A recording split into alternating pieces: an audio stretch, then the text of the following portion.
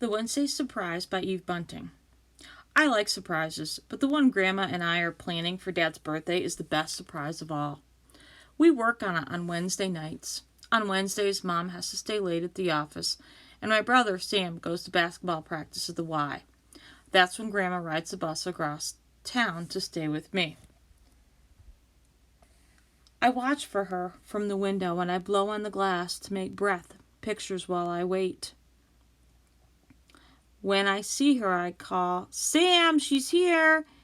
And he says it's okay to run down the long stairs and wait by the door. "Grandma," I call. "Anna!" She's hurrying, her big cloth bag bumping against her legs.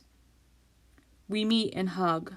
She tells me how much I've grown since last week, and I tell her how much she's grown too, which is our joke. Between us, we carry her lumpy bag upstairs. I show Grandma my breath picture if it's still there. Mostly she knows what it is. Mostly she's the only one who does. On Wednesday nights we have hot dogs. "Have you heard from your dad?" Grandma asked Sam. "He'll be back Saturday, same as always," Sam said, "in time for his birthday." "His birthday?" Grandma raises her eyebrows as if she'd forgotten all about that. Grandma is some actress. When Sam goes, she and I do the dishes. Then we get down to business.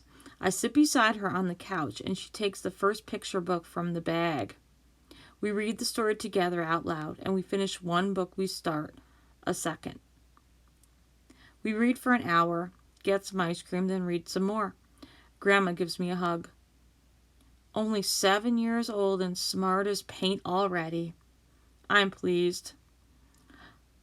"They're all going to be surprised on Saturday," I say.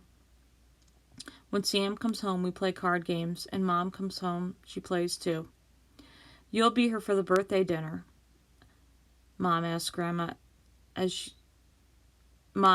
Grandma is getting ready to leave. "Oh, yes, the birthday," Grandma says vaguely, as if she'd forgotten again. As if we hadn't been working on our special surprise for weeks and weeks. Grandma is tricky. "I'll be here," she says. Sam walks Grandma to the bus stop. As we're going down the stairs, I hear him say, "What have you got in this bag, Grandma? Bricks?" That makes me smile. Dad comes home Saturday morning, and we rush at him with our happy birthdays. He has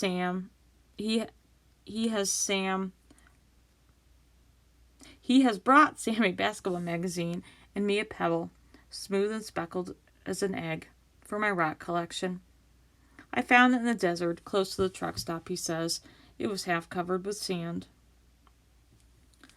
I hold it, imagining if I still feel the desert sun hot inside it. How long did it lie there? What kind of rock is it? Dad has stopped to pick wildflowers for Mom. They're wilting and she runs to put them in water. Then Dad has to go to bed because he's been driving his big truck all through the night. While Dad sleeps, Sam and I hang red and blue streamers in the living room. We help Mom frost the cake. We've made Dad's favorite dinner, pot roast, and our gifts are wrapped and ready. I watch for Grandma and help carry the bag upstairs. Wow! Sam should feel how heavy it is now. Grandma has brought a ton of books. We hide the bag behind the couch. I am sick from being nervous. Grandma usually has seconds, but tonight she doesn't. I don't either. I can tell Mom is worried about the pot roast, but Grandma tells her it's very good. "Are you feeling well, Mama?" Dad asks Grandma. "How are your knees?" Fine. The knees are fine." Dad blows out the birthday candles and we give him his gifts. Then Grandma shoots a glance in my direction, and I go for the big bag and drag it across the table. I settle it on the floor between us. "Another present?" Dad asks. "It's a special surprise for your birthday, Dad. For me and Grandma."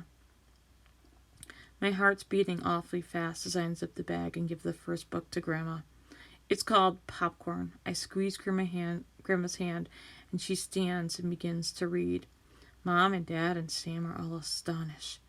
Dad jumps up and says, "What's this?" But Mom shushes him and pulls him back down. Grandma has the floor. She finishes Popcorn. which takes quite a while. Gives the book back to me and beams all over her face. My goodness! Mom is beaming too. When did this wonderful thing happen? When did you learn to read? Anna taught me, Grandma says. On Wednesday nights, I add, and she took the books home and practiced. You're always telling me to go to classes, classes, classes, Grandma says to Dad. She looks at Mom. You must learn to read, you say. So I come to Anna. I giggle because I'm so excited. Grandma reads and acts out the Easter pig and the Velveteen Rabbit. It's much smarter if you learn to read when you're young, she tells Sam sternly. The chance may pass along with the years. Sam looks hurt. But I can read, Grandma. Nevertheless, she takes out another book. Are you going to read everything in that bag, Mama? Dad asks her. He's grinning, but his eyes are brimming over with tears, and he and Mom are holding hands across the table. Maybe I'll read everything in the world now that I've started, Grandma says in a stuck-up way. I've got time. She winks at me. So, Anna, what do you think? Was it a good surprise? I run to her, and she puts her cheek against mine. The best ever, I say.